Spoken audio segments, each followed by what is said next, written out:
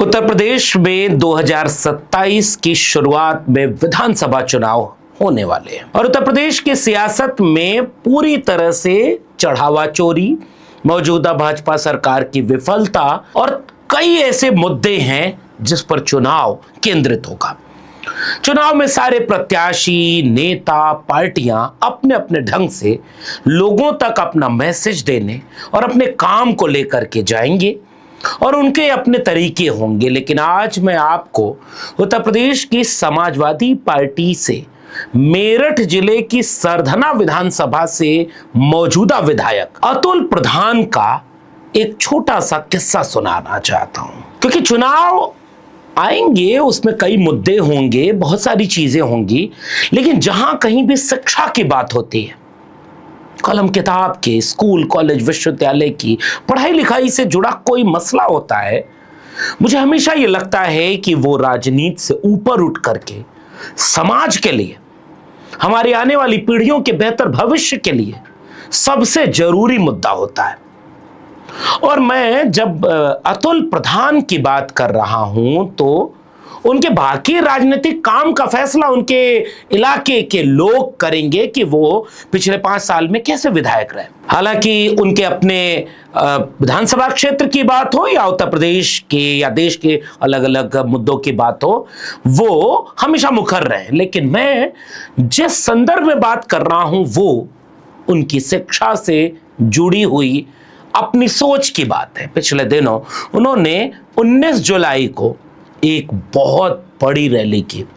उस रैली का नाम था संविधान बचाओ, लोकतंत्र बचाओ महारैली।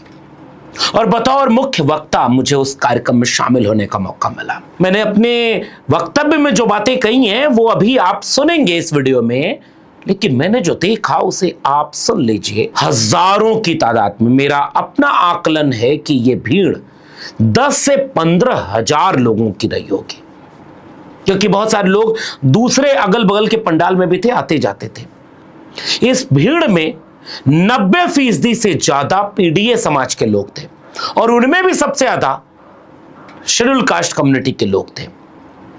और यह कार्यक्रम संविधान बचाओ, लोकतंत्र बचाओ के नाम पर था। संविधान की बात हुई, बाबा साहब डॉक्टर भीमराव अंबेडकर के विचार मंथन पर बात हुई, लेकिन इस कार्यक्रम का सबसे शानदार वक्त जो दृश्य था वो ये था। कई हजार साइकिलें स्कूल में जाने वाली बच्चों के लिए निःशुल्क वितरित की गई। और उन विद्यार्थियों के लिए, ऐसा नहीं कि केवल मेधावी विद्यार्थियों के लिए, अमूमन इस तरह के कार्यक्रम जब होते हैं तो बहुत टॉपर बच्चों को, मेधावी बच्चों को सम्मान दे दिया जाता है, बाकी बच्चों को वो सम्मान नहीं मिल पाता। मैंने इस कार्यक्रम में देखा कि एक तरफ से मेधावी बच्चों को साइकिलें दी गई, तो विचार भी दिया संविधान और लोकतंत्र का, और साइकिल भी दी शिक्षा के प्रति उनकी रफ्तार बनी रहे इसके लिए। और इसीलिए यह कार्यक्रम इसीलिए मैं अलग से वीडियो बना करके मैं आप तक की बात पहुंचाना चाहता हूं कि काश, चाहे वो विधायक हो या विधायक होना चाहते हो या कल को सरकार बने, ये काम होना चाहिए हर जिले में, हर विधानसभा क्षेत्र में। संविधान, लोकतंत्र और शिक्षा, यही भारत का भविष्य है।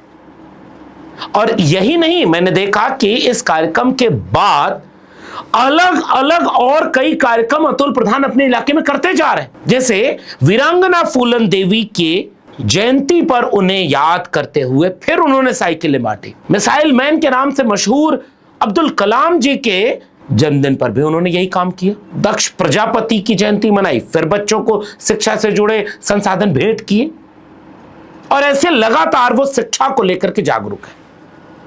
मैं इसलिए आपको अलग से वीडियो बनाकर यह बात आप तक पहुंचा रहा हूं कि बात एक व्यक्ति या एक विधानसभा की नहीं है, भारत के भविष्य की है। संविधान, लोकतंत्र और शिक्षा, यही बचेगा तो भविष्य बचेगा। 19 जुलाई के संविधान बचाओ, लोकतंत्र बचाओ महारैली में मैंने जो बात कही उसका एक हिस्सा अब आप सुनिए और देखिए कि ऐसे कार्यक्रम क्यों कह रहा हूं मैं कि हर जिले, हर विधानसभा, हर कस्बे में होने चाहिए। मुझे याद आ रहा है विधानसभा का वो चेहरा जिसमें आपके विधायक भाई अब्दुल प्रधान खड़े हुए, और अभी पिछले दिनों की बात है, सामने मुख्यमंत्री बैठे हुए थे, और इस प्रदेश के मुख्यमंत्री को तो आप जानते हैं, ये प्रदेश के मुख्यमंत्री पहले एक मठ में थे। अच्छा, एक बात इशारे में कह देना, अगर मठ में ताकत होती तो जो सन्यासी हो गया था वो चुनाव लड़कर मुख्यमंत्री बने आता था।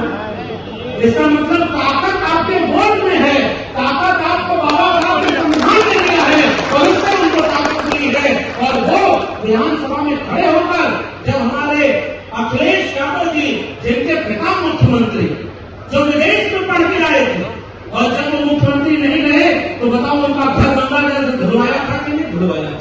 क्यों धुलवाया भाई? वो भी तो पढ़े लिखे थे, वो तो मुख्यमंत्री थे। इसका मतलब उनके दिमाग में जातिवाद था और वो अपने को बड़ा और बाकी पीडीए को छोटा समझते थे।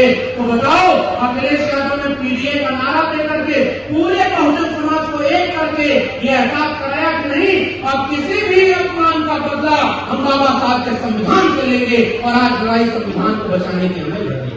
और उसी विधानसभा में जब इस तरह का अपमान हुआ, मैं तो जब देखता था आपके चुने हुए विधायक अब्दुल प्रधान जी जब अपनी बात कहते थे, सरगना के लोगों, मुझसे बेहतर आप जानते हो, मंच में बहुत सम्मानित लोग बैठे हो, बहुत वरिष्ठ लोग बैठे, बताओ आपके इलाके के किसानों की आवाज अब्दुल प्रधान ने उठाई है कि नहीं उठाई है? जरा जोर से बोलो।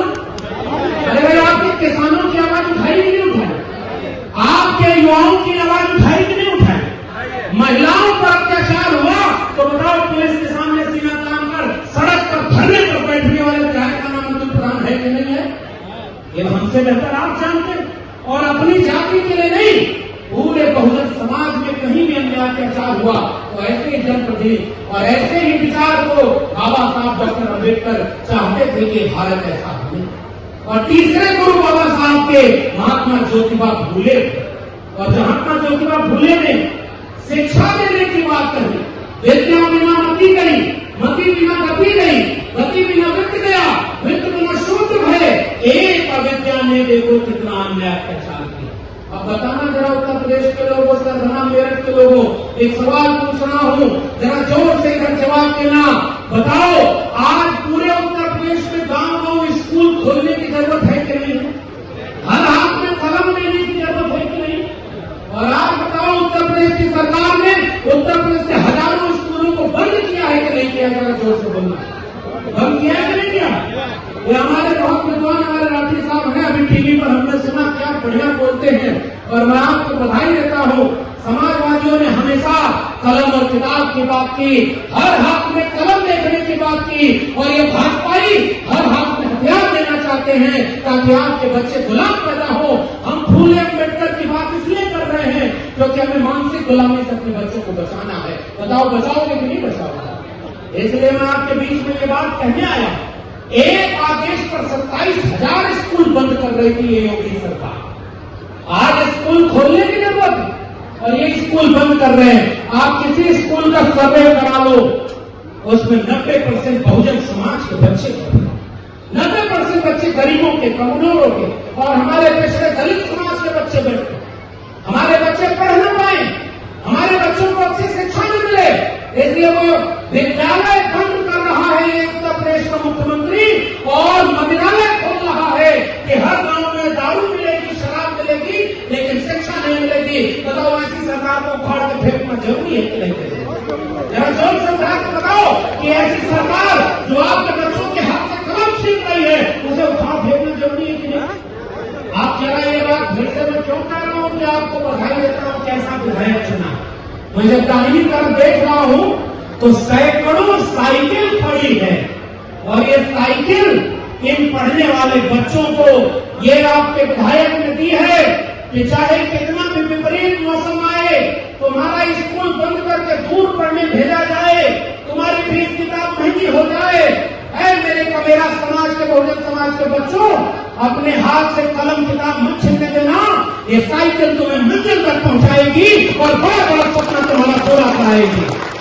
और इसलिए मैं बधाई देता हूं अब्दुल प्रधान जी को। बड़े बड़े विधायक और चुनाव में आते हैं और गांव के लोग हमसे बेहतर आप जानते हैं। बताओ, पैसा बांटते कि नहीं बांटते? बताओ, वो शराब बांटते कि नहीं बांटते? बताओ, वो बांटते हैं। आज आपका विधायक आपके इलाके में साइकिल बांट रहा है, कल स्कूल का बस्ता बांटेगा, कल कलम बांटेगा। और अभी आपने कहा कि अगर सरकार बन गई तो हर घर तक रोजगार पहुंचाने का काम करेंगे। तो बताओ, जैसे फूले के कदमों का भारत बनेगा कि नहीं बनेगा? महात्मा ज्योतिबा फूले वही तो चाहते थे, हर हाथ में कलम मिले, हर हाथ में किताब मिले। और दिल्ली में एक प्रधानमंत्री बैठा, आपको पता है ना, दिल्ली विश्वविद्यालय में 14 साल प्रोफेसर था, 14 साल प्रोफेसर। और वहां प्रोफेसर उसी विश्वविद्यालय में था जिसका प्रधानमंत्री कहते हैं कि बीए की डिग्री, एमए की डिग्री। ये विद्वान साथी जानते हो, मीडिया में पूछा कौन सी डिग्री है, तो उन्होंने कहा इंटायर पॉलिटिकल साइंस की डिग्री। ऐसी डिग्री जिसको दूसरा कोई आदमी लिया ही नहीं, अकेला लिया था बाल नरेंद्र, तो दूसरा कोई लिया ही नहीं। बताओ, ये फर्जी बात है कि नहीं? ये झूठ है कि नहीं? आओ, चाय बेचा जिस स्टेशन पर किसी ने देखा, चाय बेचते किसी ने देखा, लेकिन देश बेचते आप देख रहे हो। बताओ, देश को बचाना हमारी जिम्मेदारी है कि नहीं?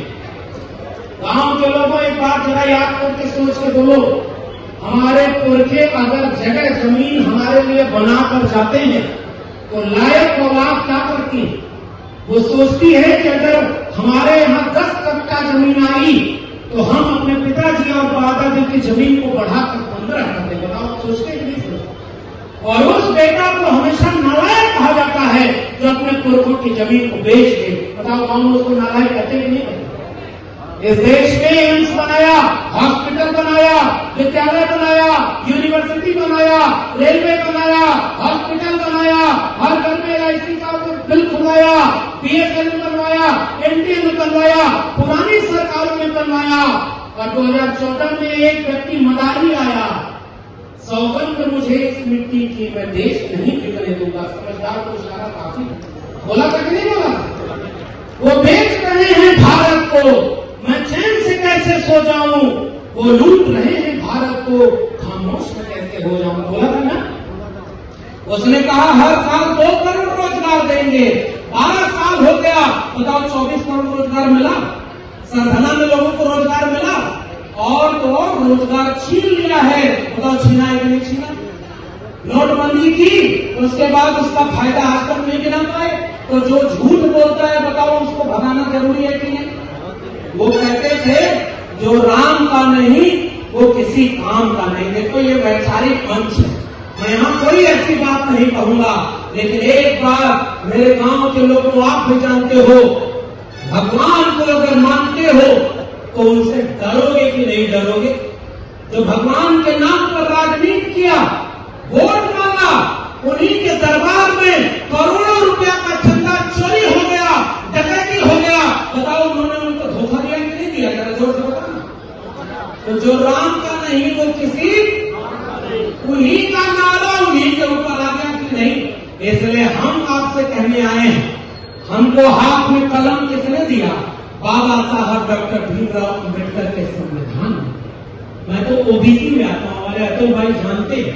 हम जब दिल्ली विश्वविद्यालय में पढ़ते थे, मैं अपने गांव में था, मेरे बड़े पिताजी बीमार थे, अतुल भाई का फोन आया कि हम संविधान रैली कर रहे हैं।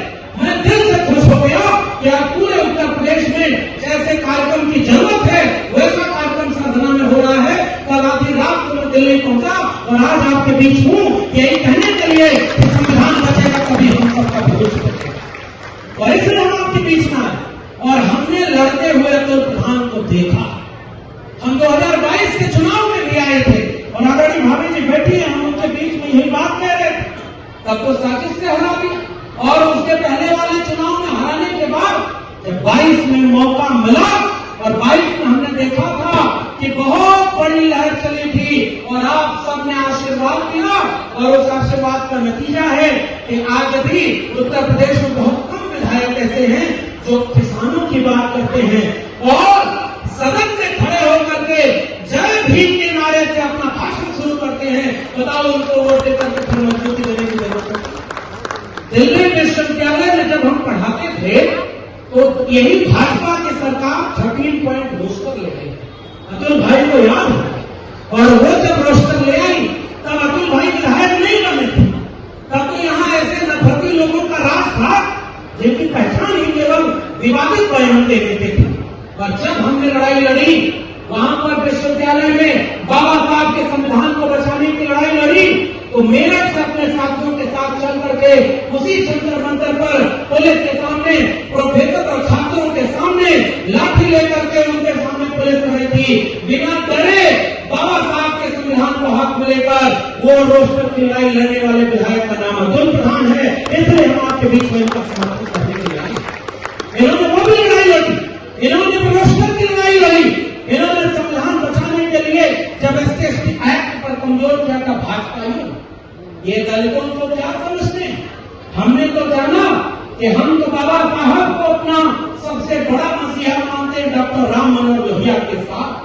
बाबा साहब ने कहा था एजुकेट, ऑर्गेनाइज और एजुकेट, यानी बाबा साहब ने कहा शिक्षित बनो, संगठित हो और संघर्ष करो।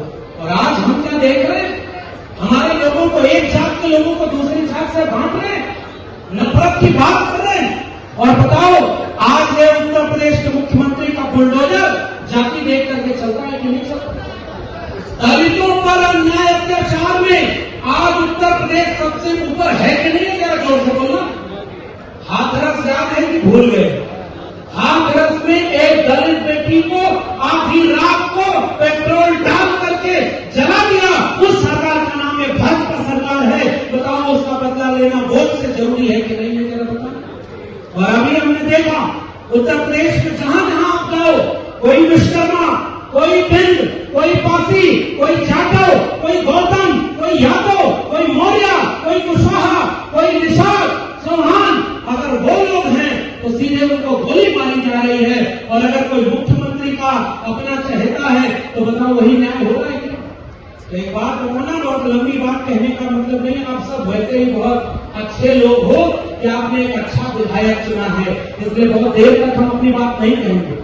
लेकिन एक बात बताना, मेरे पीडीएफ समाज के लोगों, मेरे पिछड़े बहुजन समाज के लोगों, दलित बस्ती के लोगों, हम जानते हैं कि जब हिंदू मुसलमान के नाम पर लड़ाई हुई, बाबा साहब डॉक्टर भीमराव अम्बेडकर और भारत बटा था राम मनोहर लोहिया, दोनों 1956 में एक होकर के काम करना चाहते, दोनों एक होना चाहते। बाबा साहब डॉक्टर अम्बेडकर और डॉक्टर राम मनोहर लोहिया, उन दोनों की भी सारी बात नहीं मैच करती थी। मैं विद्वान लोगों को मैसेज देना चाहता हूं, डॉक्टर राम मनोहर लोहिया के हर विचार से बाबा साहब सहमत नहीं थे और बाबा साहब के हर विचार से डॉक्टर राम मनोहर लोहिया सहमत नहीं थे। दोनों में बहुत बड़ा मतभेद था, लेकिन दोनों ने जब ये देखा अगर इस देश के पिछड़ा दलित एक नहीं होंगे तो कभी हुकूमत करने हुक्मरान नहीं बनेंगे। 1956 में दोनों एक होना चाहते थे और वो कहते थे कि अगर रिपब्लिक पार्टी ऑफ इंडिया और सोशलिस्ट पार्टी ऑफ इंडिया दोनों एक होगी और दोनों मिलकर के काम करेंगे तो दिल्ली पर बहुजन समाज के लोग राज करेंगे। बताओ, वो सपना अधूरा है कि नहीं अधूरा? ये गठबंधन बना के नहीं भैया और अम्बेडकर, 100 बातें नहीं मैंने होती हैं, 2-4 बातें होती है जिस पर मतभेद होता है, लेकिन जब विपरीत परिस्थिति आती है तो समझदारी का तकाजा है कि एक हो जाओ। और दूसरा इतिहास बताता हूं, जब वहां अयोध्या में वहां सांप्रदायिकता के मुहान पर भाजपाइयों ने दंगे का माहौल बनाया और उसके बाद लगा कि प्रदेश में केवल हिंदू मुसलमान होगा, तब एक नारा उत्तर प्रदेश की जनता ने लगाया था। मैं पूरा नारा नहीं लगाऊंगा, लेकिन एक नारा आधा लगा रहा हूं, समझदार लोग समझ जाएंगे। मिले मुलायम कांशी राम, और बाकी का नारा आप जानते हैं। बड़ा गलत तो नहीं करा, हवा में कौन उड़ा था, लेकिन हमें भगवान को नहीं बोलना, हमें भाजपा की उस राजनीति को हवा में उड़ाया था जब मध्यवर कांशी राम और माननीय नेताजी दोनों एक हो गए थे। दोनों क्या एक ही बात करते थे क्या? दोनों में मतभेद थे कि नहीं थे? दोनों अलग पार्टी बनाए थे कि नहीं बनाए थे? दोनों में अलग राय थी कि नहीं थी?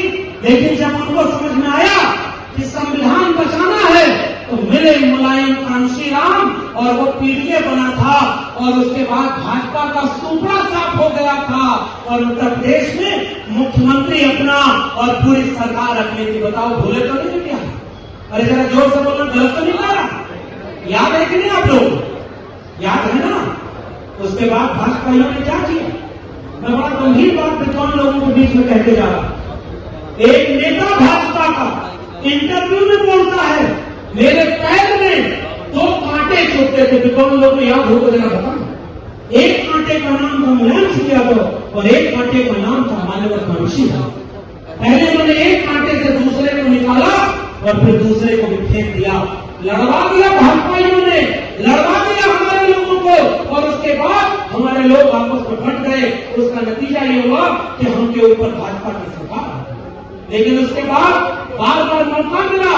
बताओ 2019 में मैं एक बड़ी बात कहकर के हम संविधान से ऐलान करना चाहता हूं।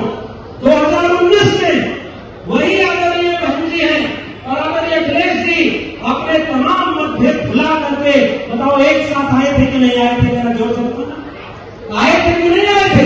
हाथी और साइकिल हुआ था ना, फिर साजिश वैसी और हमको आपस में बांट दिया गया। इसका मतलब यह है विचारों की लड़ाई अब लड़नी होगी।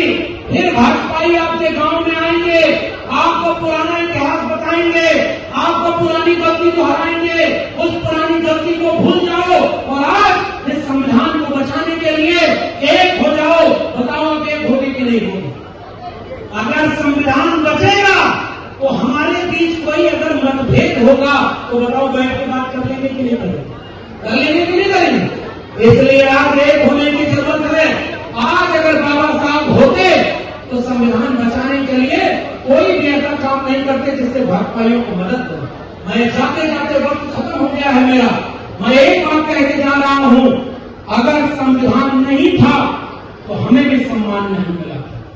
संविधान नहीं था तो हमको हमारे बच्चे स्कूल में नहीं पढ़ सकते थे। लोकतंत्र को लूट लिया है और अब ये चुनाव में लूट कर रहे हैं, डकैती कर रहे हैं और इतना बड़ा सब गठबंधन बना करके 400 पार का नारा दिया था। आखिरी बार अतुल भाई आपके बीच में कहते जा रहा हूं, 2024 में भाजपाइयों ने नारा दिया था अब की बार 400 पार ताकि संविधान बदलना है। बताओ भूले तो नहीं हो? आपने तो रोक दिया, लेकिन बताओ उन्होंने सांसदों को खरीद करके वहां पर संसद में साजिश करने का काम किया है कि नहीं किया? और अगर उस साजिश को रोकना है, इस देश में संविधान को बचाना है, इस देश में अगर लोकतंत्र को बचाना है तो आपको एक होकर के इस भाजपा को जो हराए उसको एक साथ खड़े होना बताओ हमारी जिम्मेदारी है कि नहीं? जरा जोर से बोलना, जो भाजपा को हराए उसके साथ खड़े होना हमारी जिम्मेदारी है कि नहीं? इसलिए किसी भी भाजपा की साजिश को मत आना। और मैं जाते जाते आपके कहने पर अपने भाई अतुल प्रधान जी को ये शुभकामना देकर जाता हूं। आपने जो 5 साल में काम किया, आपने ये जो विद्यार्थियों को साइकिल बांटी है, आपने ये जो काम किया, सरधना के लोग, पूरे बहुजन समाज के लोग, संत गुरु रविदास के लोग, बाबा साहब के लोग, लोहिया के लोग मिल करके उत्तर प्रदेश की सबसे बड़ी चीज दिलाएंगे। बताओ हाथ उठा करके दिलाएंगे कि नहीं दिलाएंगे? इसलिए जाते जाते मैं आपसे कह रहा हूं, हम आपके बीच में केवल पैगाम लेने आए हैं कि आपका विधायक उत्तर प्रदेश का सबसे अच्छा, सबसे नेक और सबसे मेहनती विधायक है और वो पूरे बहुजन समाज के लिए बिना किसी से डरे लड़ता है। उसको और ताकत देना। सदगुरु रविदास पर अपनी बात खत्म कर रहा हूं। ऐसा चाहूं राज में जहां मिले सबन को अन्न और छोटे बड़ों सब संग से रविदास रहे प्रसन्न। और सदगुरु रविदास को याद करते हुए आप सबको, अतुल भाई को मैं कहना चाहता हूं, आपका जय भीम आपको पूरा सदन पहुंचाएगा और आप फिर से जीत करके बाबा साहब के विचारों को और मजबूत करेंगे। बताओ करेंगे कि नहीं करेंगे? जय भीम, जय भीम, जय संविधान, जय संविधान। बहुत बहुत धन्यवाद। ये भाषण का एक छोटा सा हिस्सा है, बहुत सारी बातें तो और कहीं, लेकिन जाते जाते आपसे यही कहूंगा, उसे वोट दीजिएगा जो आपके बच्चों की शिक्षा की बात करे, उनके हाथ में कलम, किताब, साइकिल, स्कूल का बस्ता, उनके फीस का इंतजाम, उनकी पढ़ाई लिखाई की बात करे। और संविधान और लोकतंत्र होगा तभी शिक्षा बचेगी। इसलिए मैं कह रहा हूं कि ऐसे कार्यक्रम हर जगह होने चाहिए। ये कार्यक्रम और मेरी बातचीत आपको कैसी लगी, अपनी प्रतिक्रिया नीचे कमेंट बॉक्स में जरूर दीजिएगा। पसंद आया हो तो इसे लोगों तक शेयर करिएगा। फिर मिलेंगे, तब तक के लिए बहुत बहुत धन्यवाद।